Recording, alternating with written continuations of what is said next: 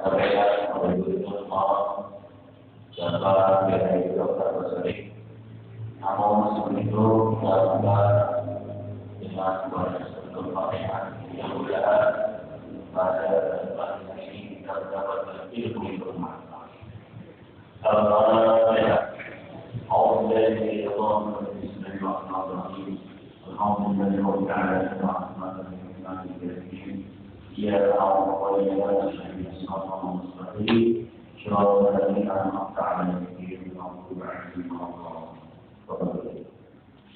Bismillahirrahmanirrahim.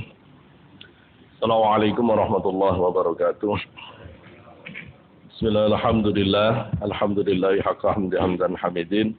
Nahmadu syukran li jami'i ni'ami wa mazidi wa usalli wa usallimu ala nabiyil karim. Habibina wa syafi'ina wa qurrati ayunina Muhammad wa ala alihi wa sahbihi amma ba'du. Fadilatul muhtaramin, para asatidz, bapak, ibu, rahimakumullah. Kita melanjutkan kajian kita di kitab Al-Minah Husanah, kitab Syarah Hikam Syekh Abdul Majid Al-Syarnubi. Al-Fatihah ila hadratin Nabi Mustafa Muhammad sallallahu alaihi wasallam wa alihi wa sahbihi wa dzurriyyatihi. Amin auliya ikajmul hasan qadir al-jilan khususan wa masyaallah. Ana khususan ila nubut wa basan ala syadidin. Basal mursi. Atau ila sakandari. Abdul Majid Al-Syarnubi jamil hadirin al-Fatihah. Bismillahir rahmanir rahim. Alhamdulillahi rabbil alamin. إياك نعبد وإياك نستعين اهدنا الصراط المستقيم صراط الذين أنعمت عليهم غير المغضوب عليهم ولا الضالين آمين. بسم الله الرحمن الرحيم. تنوعت أجناس الأعمال لتنوع واردات الأحوال. Beragamnya jenis-jenis perbuatan amal ibadah litanawwu'i waridatil ahwali, karena beragamnya waridat ahwal, karena beragamnya waridat ahwal. Apa itu al-a'mal? Yang dimaksud al-a'mal itu adalah perbuatan-perbuatan dohir. Perbuatan-perbuatan dohir, amaliyah dohir. Amaliyah dohir. Salat, zikir, puasa. Itu al-a'mal. Berbagai macam ibadah, berbagai macam perbuatan kebaikan. Itu muncul. Adanya perbuatan-perbuatan baik itu karena adanya beragam ahwal yang ada di dalam diri seseorang. Keragaman perbuatan ubudiyah, ibadah, dan keragaman amal ibadah itu terjadi karena beragamnya keadaan batin. Apa itu al-waridat? Al-waridatil ahwal.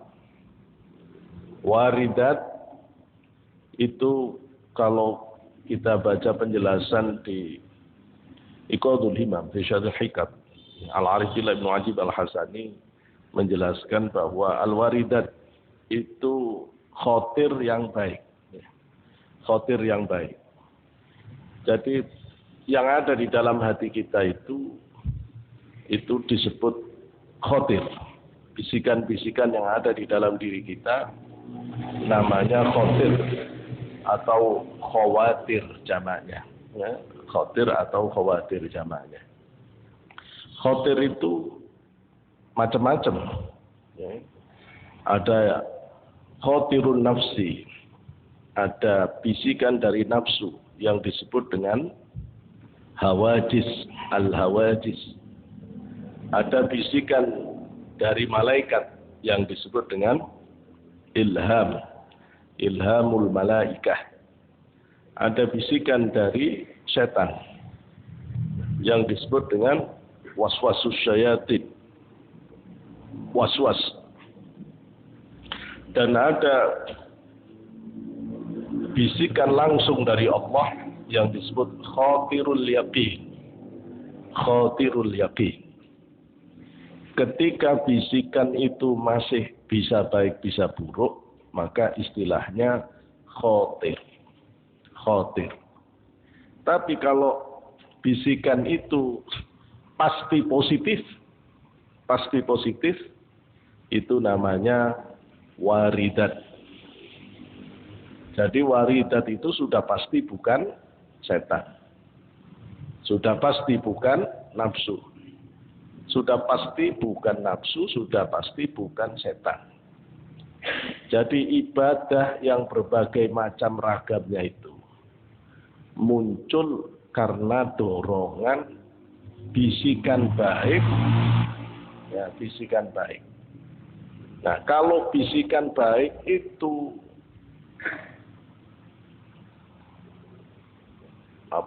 menguasai rasa diri, rasa batin kita.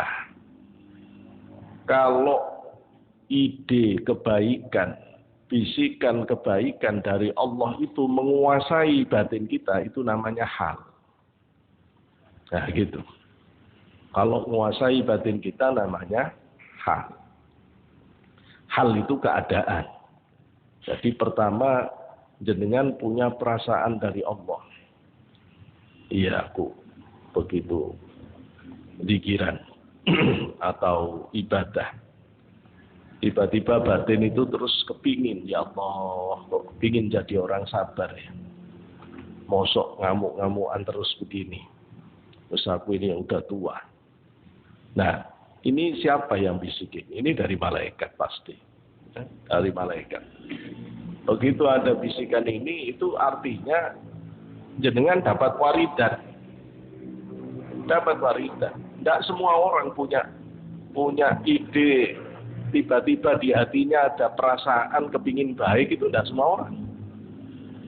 Ada orang yang tiba-tiba kepingin ngasih saudaranya. Kok ada perasaan saudaraku lagi kesusahan, aku tak sodako. Nah, kepingin sodako itu ide dari malaikat. Ide kebaikan dari malaikat. Waridat. Kepingin jadi baik itu waridat.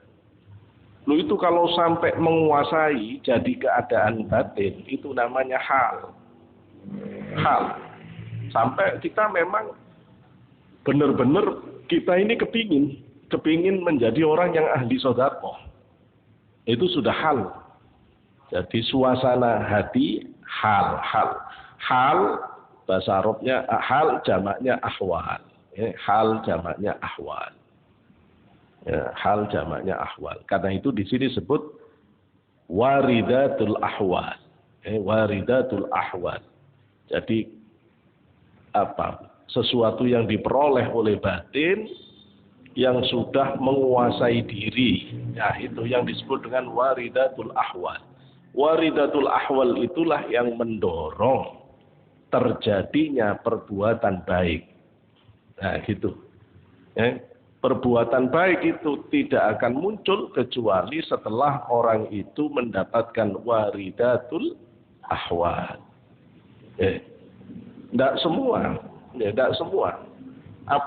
Perbuatan baik itu mesti dari waridatul ahwal.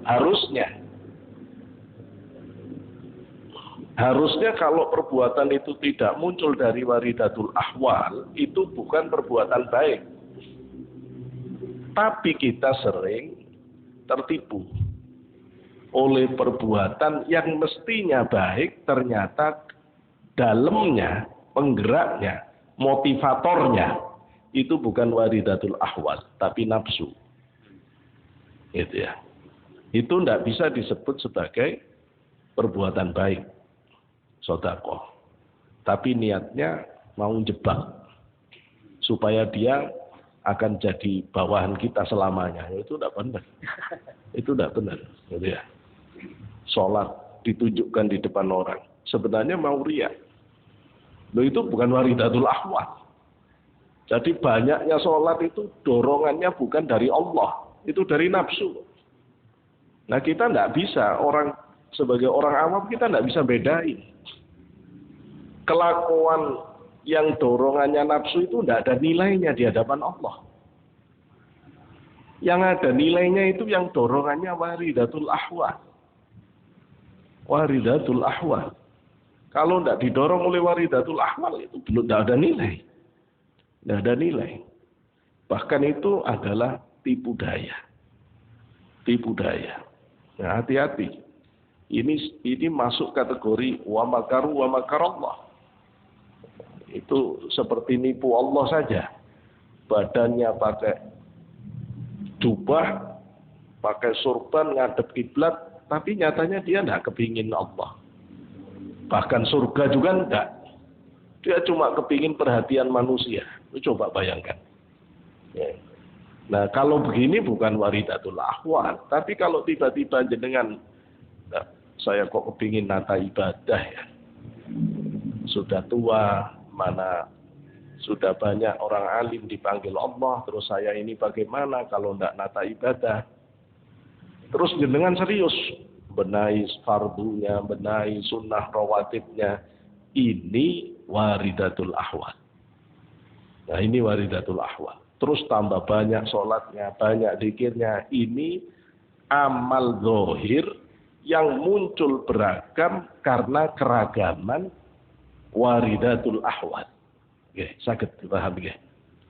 Nah, kalau waridatul ahwal, kalau ahwal ini netep. Pertamanya ada ide kepingin sholat malam. Waridat. Kemudian ini menguasai diri Bapak sehingga Bapak tidak bisa, nanti malam saya akan mulai. Bapak udah mulai sholat malam. Ini sudah hal, keadaan batin. Terus jalan. Sampai tidak bisa lagi Bapak ninggalin qiyamul lail, itu sudah makom.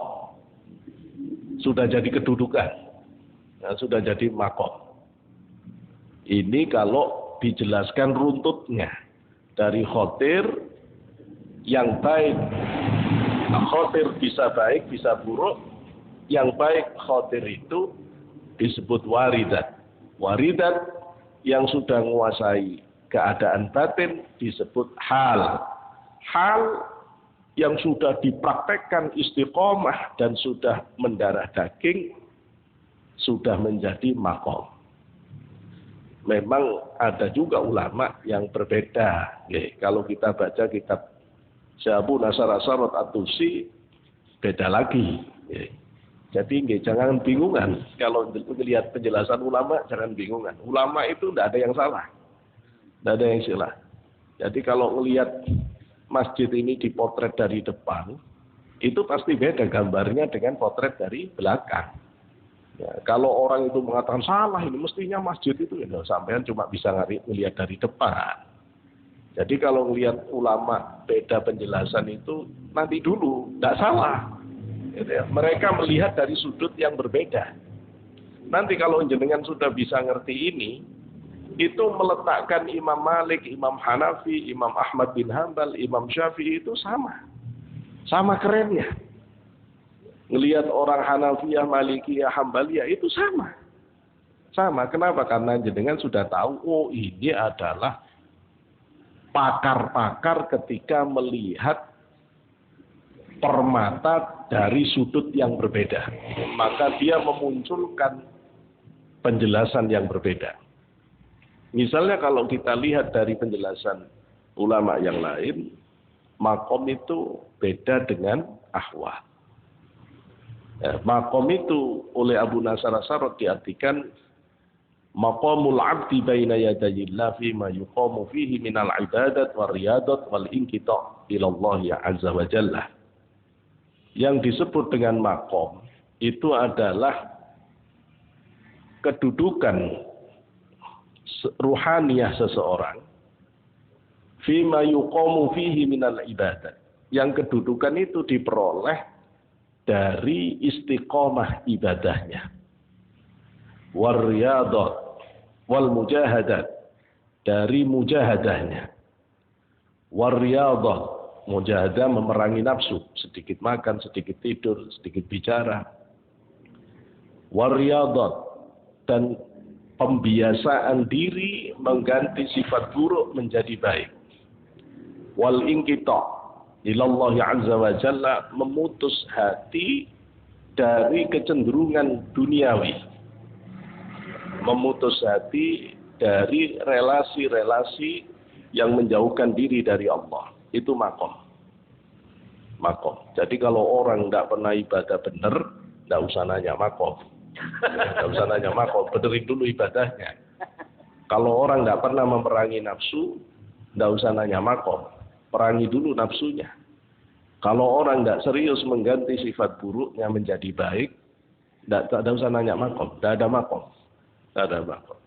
Kalau orang tidak belajar nyuwijek niati marang Gusti Allah, tidak belajar hanya Allah di dalam hatinya, memutus ketergantungan pada selain Allah, ya tidak ada makom. Makom bagi orang yang ibadah, mujahadah, riyadhah, inqita. Itu punya makom dia. Nah, apa saja makom itu? Tobat, warok, zuhud, fakir, sabar, tawakal, ridho. Itu. Loh kalau ahwal. Ahwal ma yahullu bihi al-qalbu atau ma yahullu bihi bil qalbi. Sesuatu yang hati terliputi oleh itu, atau sesuatu yang masuk ke dalam hati. Nah, gampangnya kita nyebut suasana hati. Keadaan yang meliputi hati atau hati terliputi oleh keadaan itu. Nah, itu namanya hal. Hal. Hal itu seperti al-muraqabah. Perasaan kepingin mendekatkan diri ke Allah. Selama ini tidak punya perasaan agama. Yang dipikir cuma uang, jabatan, pangkat, kepingin cepat kaya, kepingin ini. Cuma gitu, tidak punya kepingin ke Allah itu tidak punya. Begitu teman akrabnya mati, baru terus ya Allah. Tiba kok mati temanku ini. Terus 3 hari keliang-keliang, mikir terus. Ya Allah, temanku itu, ya Allah, temanku ini. Terus kalau aku terus dipanggil juga ini terus gimana? Terus mikir, aku sudah sekarang tak nata waktu untuk bisa mendekatkan diri ke Allah. Loh, perasaan tiba-tiba kepingin dekat Allah itu al-muraqabah, itu hal. Itu suasana hati Allah yang ngasih. Loh, kalau diteruskan jadi al-qurbu, jadi dekat dengan Allah. Kalau diteruskan bisa muncul al-mahabbah, rasa cinta. Kalau diteruskan bisa muncul al-khauf, takut. Takut keliru, takut salah, takut diadab oleh Allah. Ar-raja, berharap dengan semua kebaikan Allah. Asyauq, rindu bergelora ke Allah. Al-uns, mesra dengan Allah. At-tuma'ninah, tentrem batin dengan Allah. Al-musyahadah, diangkat hijab, bisa menyaksikan keagungan-keagungan yang Allah hadirkan.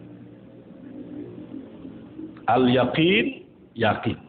Nah itu hal. Nah ini penjelasan yang membedakan antara makomat dan ahwal. Tapi ada yang mengatakan makomat ahwal itu sama saja. Sama saja. Kalau dibedakan itu hanya untuk mudah penjelasan. Itu seperti Imam Ghazali. Maka kalau panjenengan nanti baca Ihya tidak bedakan. Antara makom dan ahwal itu tidak dibedakan. Karena itu istilahnya selalu digandengkan. Makomat, ahwal. Maka kalau nanti dibaca, misalnya di Ihya itu babnya pertama bab taubat. Setelah itu sabar syukur. Ya, sabar syukur. Setelah itu khauf roja. Nah coba, kalau kita ikut penjelasannya Syekh Abu Nasr As-Sarat At-Tusi dengan ulama lain,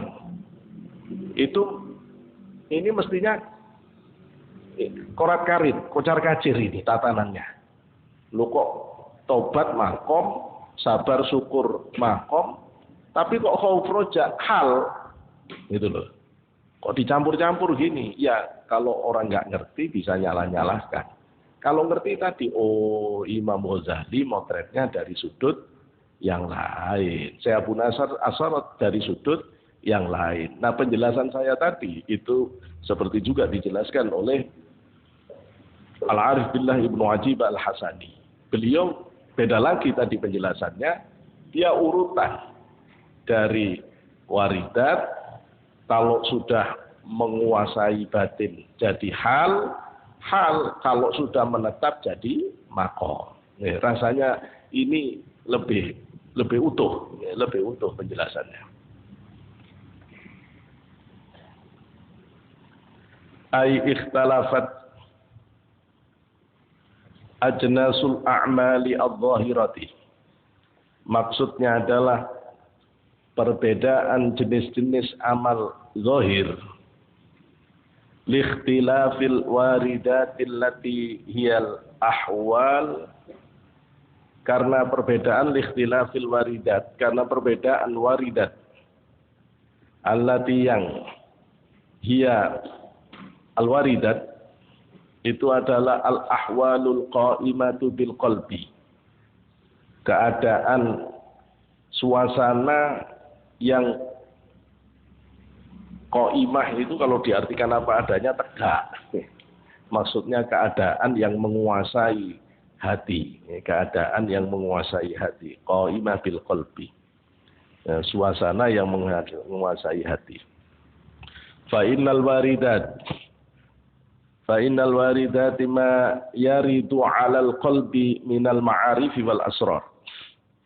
Karena sesungguhnya waridat itu adalah segala sesuatu yang terurai, tiba-tiba ada di dalam hati, alal qalbi minal ma'arif wal asrar, dari pengenalan dan dari kerahasiaan yang Allah berikan di dalam batin orang itu.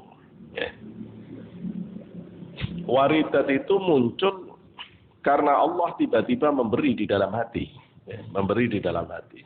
Kalau orang thariqah, waridat itu selalu, kalau tidak selalu ya biasanya. Kalau sudah istiqomah bisa selalu. Biasanya waridat itu diberi oleh Allah di ujung zikir. Jadi kalau orang itu zikiran kemudian sudah sampai 1000, 2000, begitu selesai la ilaha illallah. Nah itu Syekh Abdul Wahab Asy'arani dalam kitab beliau Anwarul Qudsiyah, beliau ngajari supaya selesai la ilaha illallah itu diam sejenak, barang 3 tarikan nafas. Kenapa? Rasakan waridat apa yang Allah berikan di dalam hati. Jadi aslinya orang ibadah itu Pak, itu dibayar cash oleh Allah. Dibayar cash. Ya dengan itu kalau sholawatan, ya cuma orang sekarang wiritan aja sudah males, malah kena teror.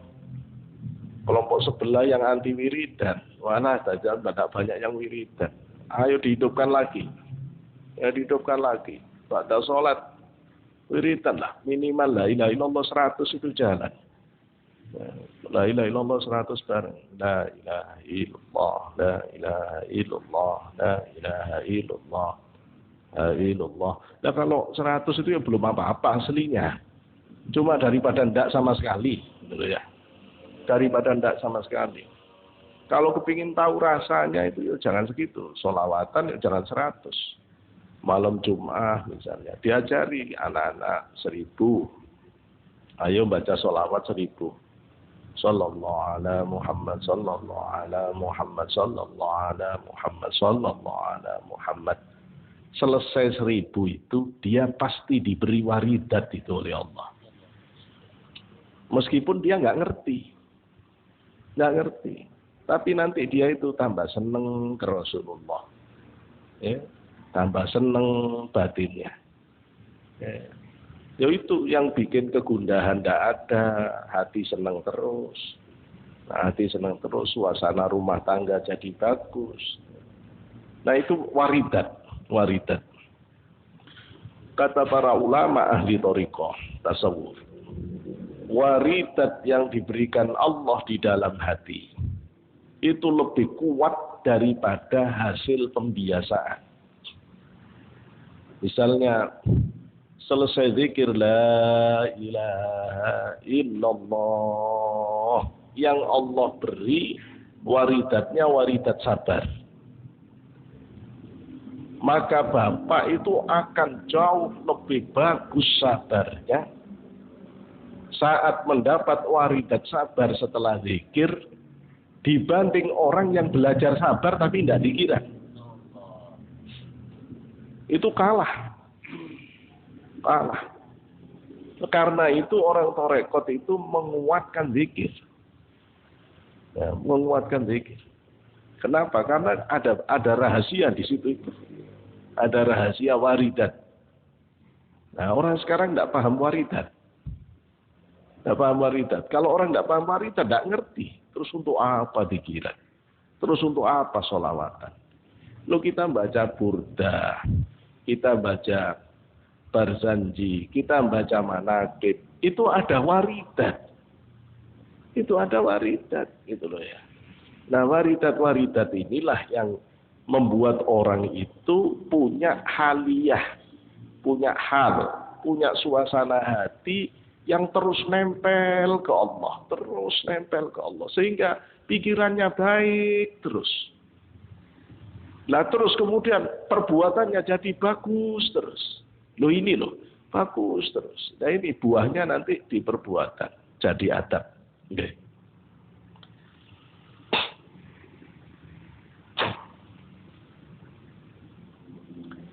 Wal asrar, ya, minal ma'arifi wal asrar. Waridat itu bisa muncul karena pengenalan batin dari kemakrifatan orang itu, dan asrar dari rahasia-rahasia Allah. Ini canggih sudah. Kalau sampai bentuk waridatnya itu dari pengenalannya, kemakrifatannya itu lebih tinggi lagi. Ya. Kalau waridat itu muncul dari asrar dari kata sir, itu rahasia-rahasia Allah. Allah memberikan rahasia-rahasia itu lebih hebat lagi. Ya, lebih hebat lagi. Wal a'malu dhahiratu tabi'atun li ahwalil qalbi. Wal a'malu dhahiratu, adapun perbuatan-perbuatan zahir itu tabi'atun, mengikuti li ahwalil qalbi, pada keadaan hati. Nah, perbuatan zahir mengikuti keadaan hati. Nah, 5 fil hadis, sebagaimana sudah ada di dalam hadis Rasulullah. Ala wa inna fil jasadil mudghatan. Idza salahat salaha al jasadu kulluh. Wa idza fasadat fasada al jasadu kulluh. Ala wa hiya al qalbu. Ala, iling. Nah, ingatlah kalian semuanya. Wa inna fil jasadi mudghatan. Sesungguhnya ada segumpal daging, segumpal darah kita mengartikan.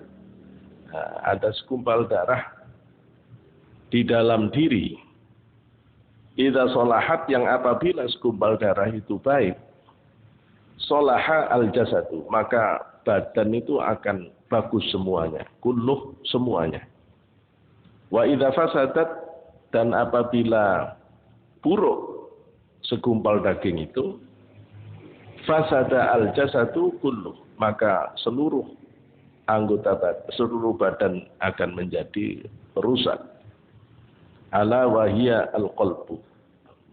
Ketahuilah, ingatlah, dia itu adalah hati. Ya, hati. Ibarat dohir jantung. Kalau jantungnya orang itu bagus, maka insya Allah semuanya bagus. Tapi kalau jantungnya itu buruk, maka buruk semuanya. Tapi ini yang dimaksud batin. Kalau batin hati orang itu baik, apapun baik. Orang kalau hatinya sudah baik, mau senyum, mau jalan, mau nyapa, mau ngasih, mau apa saja baik. Tapi kalau orang itu dasar hatinya yang buruk, mbok sholat ya buruk, mbok ngaji ya buruk. Apalagi mencaci maki, tambah buruk. Tambah buruk. Kenapa? Karena hatinya yang buruk. Hatinya yang buruk. Maka ini Rasulullah meneguhkan supaya hati-hati dengan hati, dan ya hati itu yang harus dijaga.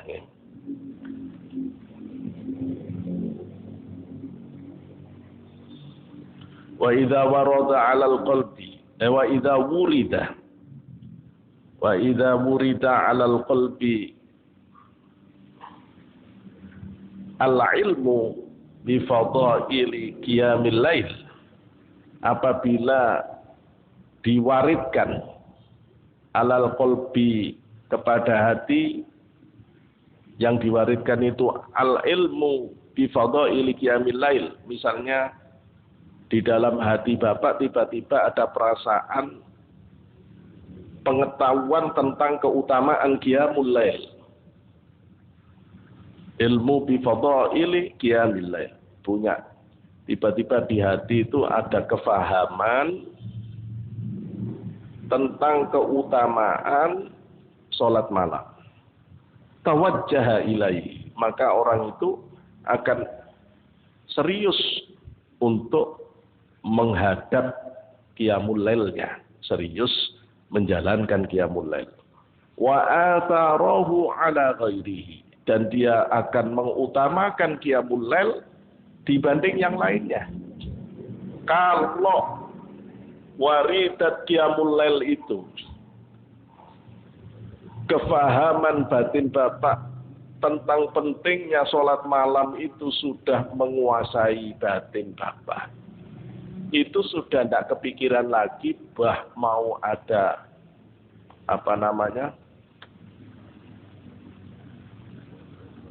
ada final Coppa Italia atau ada pertandingan itu sudah tidak kepingin lihat. Sudah kalah. Semuanya ditinggalkan, dimenangkan qiyamul lail. Ngantuk-ngantuk pun hilang. Fataqumu bihi al-jawarihu. Maka anggota badan itu menjadi tegak untuk menunaikan qiyamul lail. Wa kadzalika as-shadaqatu. Demikian juga sedekah. Wasiyamu, dan siam, puasa. Wa baqi al-a'mal, dan sisa dari perbuatan-perbuatan baik. Maksudnya perbuatan-perbuatan baik yang lainnya. Sedekah juga begitu. Kalau Bapak tiba-tiba dikuasai oleh perasaan kepingin bersedekah, nah perasaan itu menguasai batin, maka jadi orang ahli sedekah. Puasa juga begitu. Kenapa ada orang yang istiqomah puasa Daud? Kenapa ada orang yang istiqomah puasa Senin Kamis? Kenapa ada orang yang istiqomah puasa Ayyamul Bid? Dan kenapa ada orang yang kadang puasa, kadang enggak? Dan kenapa ada orang yang sama sekali tidak jalan puasanya? Ngajinya sama, ustadznya sama, ya, kiainya sama, kitabnya sama. Yang beda waridatnya.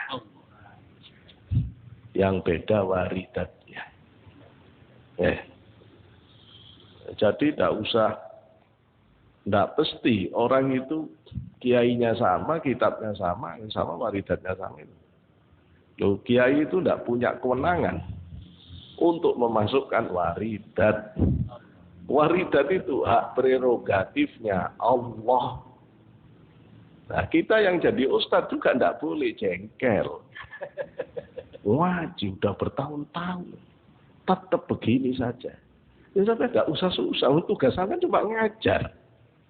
Berubah nggak berubah itu urusan waridatnya Allah. Urusan waridatnya Allah. Wong Nabi Musa saja baru diijabah 40 tahun. Gregeten ngelihat Fir'aun nggak nurut-nurut. 40 tahun. Itu loh ya. Jadi kalau kita sampai mati tidak ijabah ya pantas. Gitu loh ya. Wong kita ya bukan Nabi. Gitu loh ya. Nabi. Maksud saya kita yang ustadz-ustadz ini, jadi jangan, tidak ada rumus putus asa itu tidak ada dalam ngajar. Ya guru-guru. Kita sebagai orang tua ngajari anak, tidak ada rumus capek, tidak ada rumus putus asa. Mbok tidak didengerin sama sekali, tidak urusan. Urusan saya bukan didengerin, nggak didengerin. Urusannya tetap menjelaskan kebaikan. Itu sudah. Urusan Bapak ngajar. Orang mau nurut, mau berubah, mau tidak, tawakkaltu 'ala Allah. Ngajar Bapak diniatkan sebagai ibadah ke Allah. Selesai. Terus gitu aja. Ngajari istri, ngajari anak, ya diniatkan begitu. Nurutnya kapan? Tawakkaltu 'ala Allah. Itu loh ya. Tawakkaltu 'ala Allah. Tidak bisa orang itu mau maksa orang, tidak bisa. Tidak bisa, itu rahasia Allah. Itu rahasia Allah. Karena itu jadi beda-beda orang. Wong sudah ngaji bab qiyamul lail, kok sih tidak sholat saja? Ya nggak apa-apa. Ya memang begini ini hidupnya. Yang dapat waridat nangis-nangis qiyamul lail. Qiyamul lail. Yang nggak dapat, ya nggak jalan. Sampai yang dapat itu ngeritik. Loh kamu dong ngajinya sama bertahun-tahun itu tidak berubah. Ya. Kalau gitu minta doanya ke Allah dirubah saja. Ya, dirubah. Minta supaya diperbaiki semuanya. Kalau Syekh Mu'ta'ilah ngajari doanya itu Allahumma shlih li kullah. Ya Allah, perbaiki diri saya seluruhnya. Wis bingung. Mau diperbaiki apanya? Gigirnya ya sik gigir, sombongnya ya sik sombong, malesnya ya sik males, ibadahnya sik tidak terus kebanyakan. Akhirnya doanya simpel. Allahumma shlihli kullah. Ya Allah perbaiki diriku ini semuanya. Yes. Itu sudah doa simpel tapi kena semua. Ya karena yang ngajari wali. Allahumma shlihli kullah. Gitu. Kalau tidak bahasa Arab, bahasa Indonesia juga tidak apa-apa.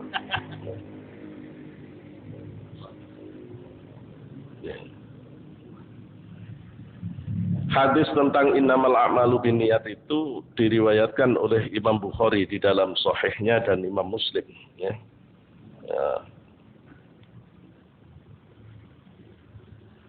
Hikmah yang ke-10. Al-a'malu suratun qa'imatun wa arwahuha wujudu sirril ikhlasi fiha.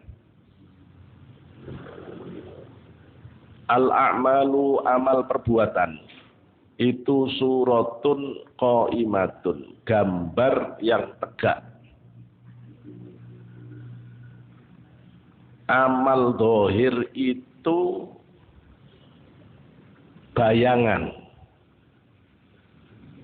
Amal dohir itu bayangan.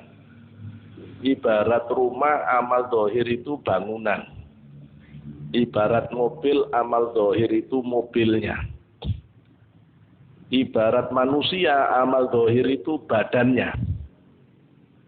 Wa arwahuha, adapun rohnya, wujudu sirril ikhlasi fiha, adanya rahasia keikhlasan di dalamnya. Kalau ada ikhlas, maka badan itu ada ruhnya. Kalau ada ikhlas, maka mobil itu ada supirnya. Kalau ada ikhlas, maka rumah itu ada penghuninya. Ya. Jadi kalau ada amal, kok tidak ada ikhlasnya, ya berarti mayat. Kalau ada amal kok tidak ada ikhlasnya, berarti cuma wadah, tidak ada isinya. Ini wadah sudah ada isinya. Karena itu Bapak penting, bisa dipakai minum. Tapi kalau isinya sudah tidak ada, buang. Dibuang. Jadi kalau ibadah itu tidak ada sirrul ikhlasnya. Ya dibuang malaikat. Ya dibuang. Betul ya. Terus apanya yang mau diaturkan ke Allah apanya? Tidak ada isinya kok. Alhamdulillah saya sudah sholat 1000 rakaat. Tapi tidak ada ikhlasnya. Itu sama Bapak pamer. Alhamdulillah saya punya kotak TV 1000 kotak. Tidak ada TV-nya. Biasanya bawa kerosokan sana. Ya. Bawa kerosokan. Gitu ya. Jadi itu bahayanya amal. Ya. Bahayanya amal. Ikhlas itu kuncinya. Ruhnya itu di ikhlas. Begitu ada ikhlas, amal itu hidup. Begitu tidak ada ikhlas, mati amal itu. Mati amal. Apa sih Pak? Bagusnya kiai, ustadz, ngajarnya enak tapi tidak ikhlas. Jadi rusak. Jadi rusak. Jadi rusak. Punya istri cantik tapi tidak ikhlas. Ruwet. Ya. Punya suami ganteng tidak ikhlas. Ya ruwet. Gitu ya. Punya istri biasa saja tapi ikhlas. Itu bisa terpesona Bapak dengan inner beauty-nya. Dengan inner beauty-nya. Yo bagus dohir batin Pak ya wis. Yakni annal a'mala al-birra. Yakni annal a'mal al-birri. Yakni sesungguhnya amal kebaikan kasurin qaimatin itu seperti gambar yang tegak, maksudnya ya gambar jembleger kalau kata orang Jawa itu. Ai asbahun atau ya maksudnya yakni serupa dengan wadah yang sempurna tapi tidak ada isinya.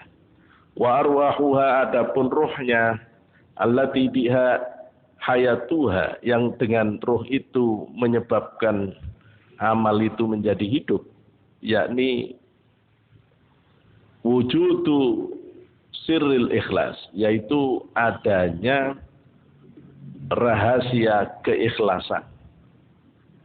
Adanya rahasia keikhlasan. Ai sirrun huwa al-ikhlasu fiha. Yakni rahasia itu adalah ikhlas yang ada di dalamnya.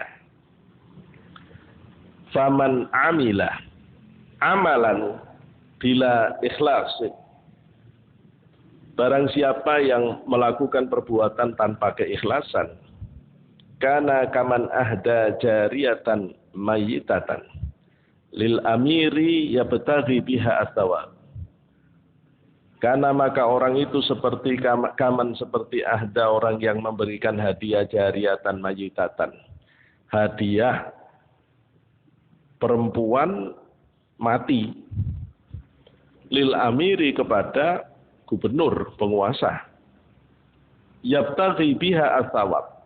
Dia kasih hadiah perempuan yang mati itu karena mengharapkan pahala, balasan. Wa huwa la yastahiqqu ala dzalika illa anwa'ul iqab. Dia tidak bakal berhak mendapatkan apa yang dia inginkan illa anwa'ul iqab, kecuali dia akan dapat berbagai macam penyiksaan. Dong, hadiah kok mayat, betul ya? Hadiah kok mayat, ngasih hadiah kok bangkai, ngasih hadiah kok bangkai. Terus sudah ngasih hadiah bangkai masih berharap dapat pahala. Ya. Ya tidak mungkin dapat pahala. Adab iya. Itu. Maksudnya apa? Kalau kita sholat tidak ikhlas. Itu sama saja kita ngasih hadiah bangkai ke Allah. Sudah ngasih hadiah bangkai ke Allah, terus kepingin nagih pahalanya. Tidak kurang ajar. Itu loh ya. Sudah yang dikasihkan bangkai, terus minta bayaran. Ya apa maksudnya? Ya apa maksud? Tiap hari datang ke rumah, bawa bangkai anjing, bawa bangkai kucing, bawa bangkai ayam, terus minta bayaran. Saya sudah bawakan ke kamu. Loh, yang diaturkan itu bangkai. Ya, bangkai. Nah, itu gambarannya begitu. Ya, maka ikhlas itu bukan pilihan, keharusan. Terus bagaimana Pak? Kita ini disuruh ibadah banyak, tidak kuat. Potongan model kita ini tidak kuat. Kita ini tidak kelas kayak Ibrahim bin Adham, Robi'ah Adawiyah, para salafus soleh yang sangat istimewa. Kita ini tidak kelas, tidak kuat. Tidak usah jauh-jauh itu. Bayangkan Badal Harwatu Congol gurunya Abu Yatim Yati, gurunya Mbak Mangli, gurunya Mbak Yai Hamim Jasuli, Gusmi. Bayangan tok itu kita nggak kuat. 25 tahun tinggal di Mekah, tidak pernah qadil hajah. Tidak pernah buang air kecil, tidak pernah buang air besar di tanah haram. Tidak usah dijalankan Pak, Bapak bayangin. Nggak kuat. Bayangin itu kita tidak kuat. Ayo Bapak yang sudah pernah umroh haji, kuat? Tidak buang air kecil di tanah haram? Ayo. Tidak kuat. Mau baru masuk tanah haram udah mundur lagi cari WC kok. Cari toilet kok. Sudah kuat kita itu mau niru. Jangankan niru sahabat. Sudah kelas. Niru kok. Sudah kuat. Ya, niru Abu Yatim Yati. Makan sehari semalam 3 kurma. Sudah kuat. Gak usah macem-macem. Senin Kamis jalan udah alhamdulillah. Bukanya 2 piring. Ya wis gak apa-apa. Gitu ya. Gak apa-apa sih, lumayan puasa. Itu loh ya.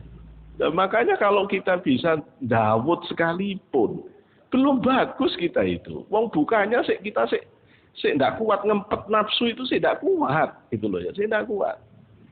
Loh, terus apa alasannya tambah ndak ibadah itu terus opo? Kok bisa nekat gak istiqomah ibadah itu terus sampean mau kandalkan apa pulang ke akhirat itu? Itu loh. Wong yang sudah istiqomah Dawud saja itu tidak bisa diandalkan Kak model Dawudnya dibandingkan salafus soleh. Yang sudah istiqomah qiyamul lail saja itu tidak berani kok ngandalkan sholatnya yang modelnya kayak begitu itu. Loh kok ini ada orang tidak pernah sholat malam, tidak pernah puasa, cengar-cengir terus. Iki wong cek wani ini nang akhirat. Gitu loh ya. Kita yang bingung. Waduh, orang kalau kayak begini kena COVID terus meninggal, opo bekalnya dia? Bingung kita. Loh yang jalanin enggak. Malah kena COVID sih joget. Waduh bingung. Iki opo? Gitu loh ya. Ya Allah. Ya mudah-mudahan tetap senang sampai akhirat. Gitu loh ya. Mudah-mudahan tetap senang. Tetap senang sampai akhirat. Ya, itu doanya para wali itu begitu. Kalau ini pokoknya didoakan supaya senang. Kalau ada kita punya anak bandel gak nurut-nurut, doakan saja. Mudah-mudahan senang terus anak saya sampai akhirat. Terus gitu aja. Nanti biar Allah yang merubah batinnya dari senang yang tidak diridhoi menjadi senang yang diridhoi, kan senang terus. Tidak pernah tidak senang. Ini ngomel. Iya, tidak apa-apa. Ya ngomel, kalau ada ngomel-ngomelnya sedikit itu seni, ada seni. Kalau ndak ngomel ya gak lucu ya. Gimana ngomel? Seninya hidup nih. Yang penting jangan masuk hati. Wal muradu mutlaqul ikhlas mutlaqul ikhlasi asyamili li anwa'ihi. Maksudnya mutlak ikhlas yang menyeluruh asyamil li anwa'ihi pada seluruh jenis-jenis perbuatan. Itu mutlak. Tidak bisa tidak, memang harus ikhlas. Fa innahu yakhtalifu bi ikhtilafil asyyahi. Fa innahu, karena sesungguhnya ikhlas itu yakhtalifu, berbeda-beda keikhlasan orang itu bi ikhtilafil asyyahi, dengan perbedaan masing-masing orang. Ikhlas itu beda-beda, ya. Ikhlas itu beda-beda tergantung makom orang itu. Syekh Abdul Majid Asy-Syarnubi menjelaskan di sini ini tiga jenis, ya, tiga jenis. Fal ikhlasul ubbad, pertama ikhlasnya seorang ubad. Ikhlasnya seorang ubad itu adalah salamatu a'malihim minar riya'il jali wal khafi. Ya, ikhlasnya seorang ahli ibadah, ubad, itu adalah ketika amal perbuatannya selamat dari riya yang jali maupun riya yang khafi. Riya yang jali maupun riya yang khafi. Wa kullu ma fihi hadzun lil nafsi, dan segala sesuatu yang nafsu dapat bagian, yang nafsu dapat bagian. Ikhlasnya ubad, orang ahli ibadah itu adalah ketika orang itu tidak ada riaknya, ya, tidak ada riaknya. Riak yang nampak maupun riak yang tersembunyi, ya, riak yang nampak maupun riak yang tersembunyi. Ya. Riak yang nampak ya yang Bapak pamerkan, itu loh ya. Tidak ada orang yang alim kayak saya. Itu sudah riak jelas lagi. Sudah riak jelas lagi. Tapi kalau orang tidak ngomong, tapi hatinya sebenarnya kepingin perhatian orang lain, itu riak khafi. Atau mungkin lebih tepat kita menyebut asyirkul jali wasyirkul khafi. Selamat dari syirik yang nampak maupun syirik yang tersembunyi. Karena riya itu termasuk asyirkul khafi. Riya itu termasuk syirik yang tersembunyi. Jadi kalau orang itu nyembah Allah tapi juga pakai cincin, yang niatnya dengan cincin itu kesuksesannya akan terjadi. Kalau cincinnya ketinggalan, itu dia pasti tidak sukses. Nah ini syirik jali, jelas. Tapi kalau orang itu sholat, kepingin dipuji orang, badannya ngadep kiblat, hatinya cari perhatian orang, itu ya syirik juga. Sampai cuma badan tok yang ngadep kiblat, tapi aslinya yang Anda hadapi bukan Allah, tapi selain Allah. Nah itu syirik juga. Cuma itu namanya syirik khafi. Syirik khafi. Nah kapan ikhlas? Ketika lepas dari syirik jali, syirik khafi. Ya, lepas dari riya yang jali, riya yang khafi. Riya ini rumit. Yang kayaknya penyakit terakhir yang akan hinggap di hati kita sebelum wusul ilallah, sampai ke hadirat Allah, ya ikhlas ini. Apa riya ini? Karena lepas orang dari riya, ikhlas sudah. Ikhlas orang ke Allah, udah murni. Kalau orang ikhlas sudah pasti sampai ke Allah. Udah wusul ilallah. Riya repot sekali. Ya. Panjenengan masih ingat penjelasan dari Syekh Abdul Wahab Asy-Sya'rani pada saat menjelaskan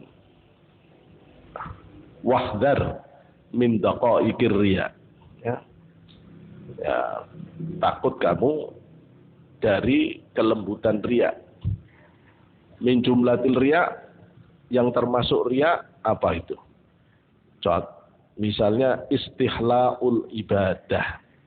Ngerasa enak ibadah. Riya. Bayangkan. Untuk orang awam, untuk mubtadi'in. Orang yang pemula. Kalau dia ngerasa ibadah enak itu patut dicurigai. Kemungkinan besar riya itu. Riya. Alhamdulillah, sholat malam banyak itu. Nikmat sekali. Ini kalau ini kelasnya orang yang ikhlas ini ciri ta'jilus sawab. Ciri Allah memberi persekot pahala supaya orang kuat istiqomah. Iya, itu kalau orang soleh. Tapi kalau orang mubtadi ngomong enak zikir kita hari ini, itu sebenarnya riya. Dia mau nunjukkan bahwa dirinya itu sudah bisa zikir yang benar. Ya itu tidak benar. Itu loh ya. Itu tidak benar. Bahkan kata para ulama, seandainya tidak ada cita-cita untuk membanggakan ibadah malamnya, orang-orang pemula itu tidak akan kuat kok sholat malam. Dia sholat malam itu karena dia pingin punya amunisi untuk diceritakan ke orang bahwa dia itu ahli sholat malam. Dia itu zikiran lama-lama supaya dia punya sesuatu yang dia bisa ceritakan ke orang-orang bahwa dia ahli zikir. Jadi kuatnya dia zikiran. Ngerasa enaknya dia wiridan, ngerasa enaknya dia sholat. Sebenarnya bukan karena ikhlas Allah, ya riya tadi. Maka ngomong enak itu hati-hati. Maka kita tidak usah ngomong itu. Sampai kalau ngomong itu di depan orang ahli ibadah, orang alim, tambah tidak disenangi sampai. Alhamdulillah ya, saya sudah bisa ngerasakan zikir nikmat. Tambah tidak dikarepi sampai. Nggak usah diomong gitu, itu nggak usah diomong. Nggak usah diomong. Kenapa? Semua ulama akan lihat di ujungnya.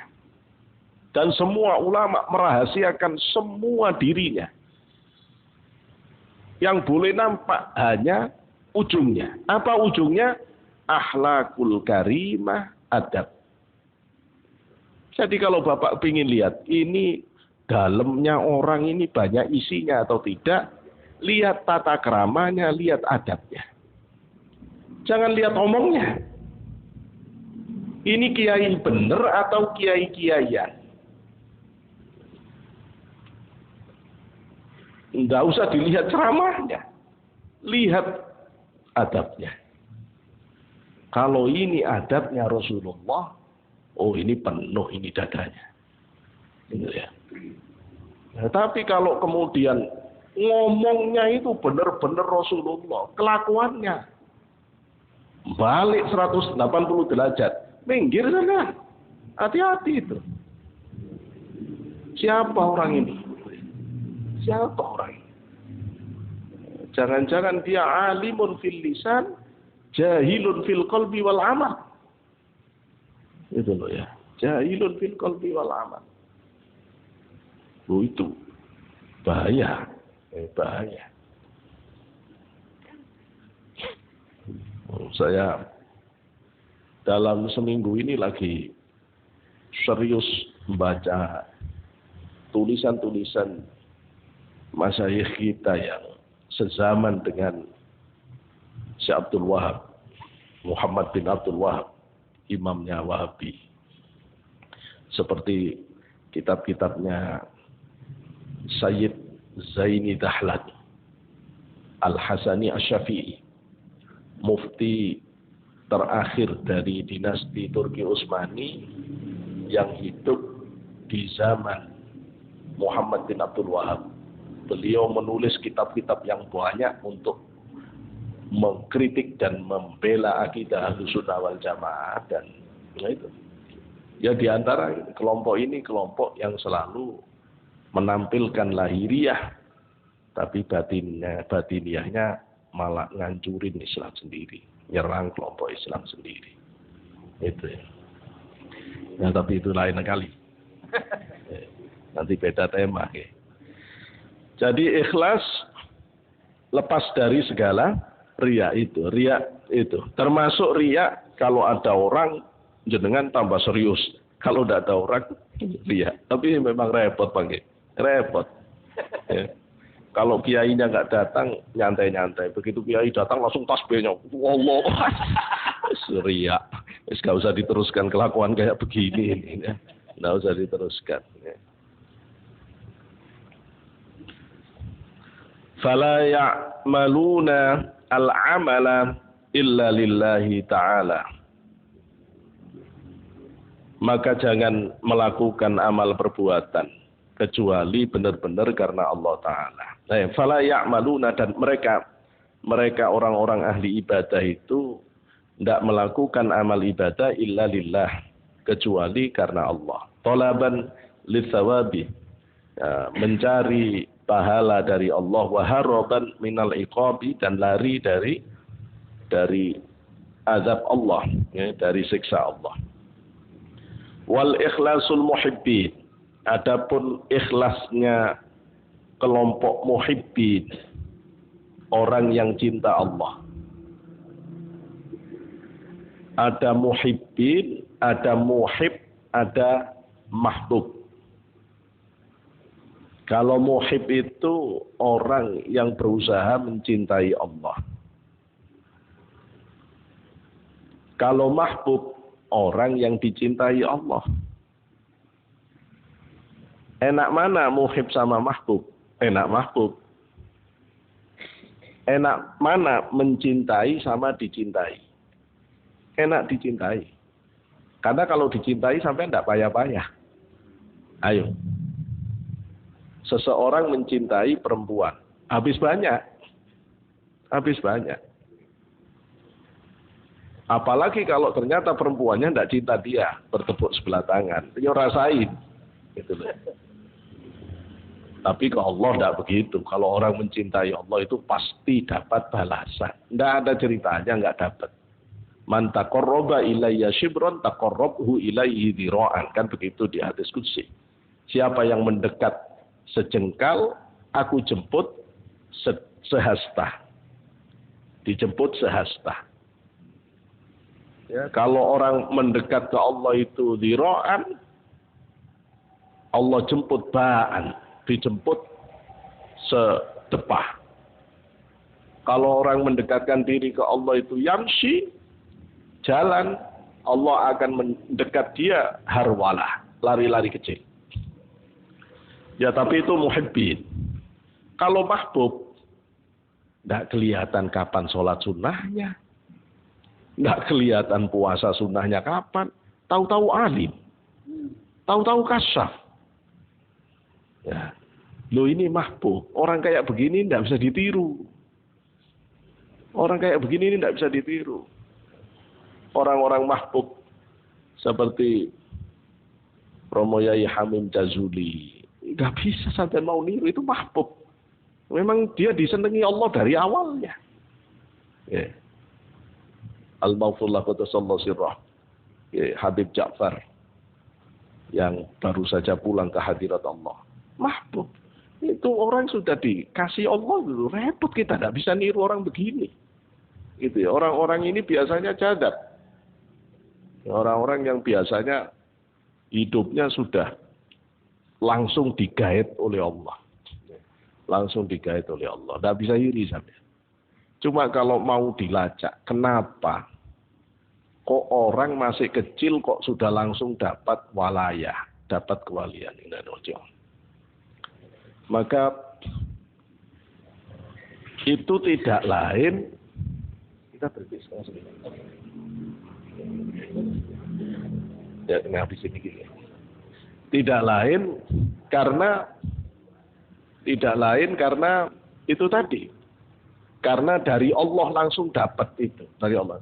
Kalau ditanya kok bisa orang begini, ini itu tidak lain sebenarnya dari kekuatan ibadah orang tuanya. Itu. atau mbah-mbahnya. Mbah-mbahnya. Nah itu yang doa nangis-nangis, ibadah tidak karu-karuan untuk anak cucunya. Sehingga kemudian bisa dapat. Ya bisa dapat. Ya, kita cepetin ini satu lagi.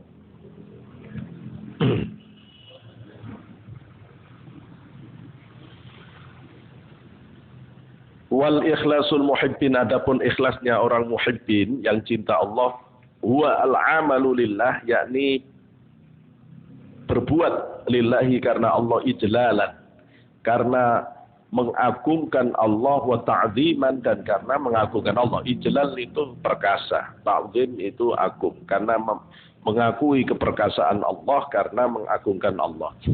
Li'annahu ta'ala, karena sesungguhnya Allah Ta'ala, itu ahlun lidzalika. Allah itu merupakan ahli untuk yang demikian. Maksudnya yang pantas diagungkan itu ya Allah. Yang selain Allah tidak pantas diagungkan. La liqasdi syai'in mimma dzukira. Tidak karena menginginkan sesuatu dari apa yang sudah disebut di atas. Dia tidak kepingin surga, tidak kepingin pahala, tidak kepingin apa-apa. Semata-mata untuk Allah. Kama qalat Rabi'atul Adawiyah, sebagaimana telah dijelaskan di dalam syairnya Rabi'ah Al-Adawiyah, seorang sufi perempuan yang sangat istimewa. Beliau hidup di abad kedua Hijriah, sezaman dengan Hasan Al-Basri, tabi'in. Rabi'ah Adawiyah itu teman akrabnya Sufyan As-Tsauri. Ya, sering qiyamul lail bareng-bareng. Ya. Beliau bersyair,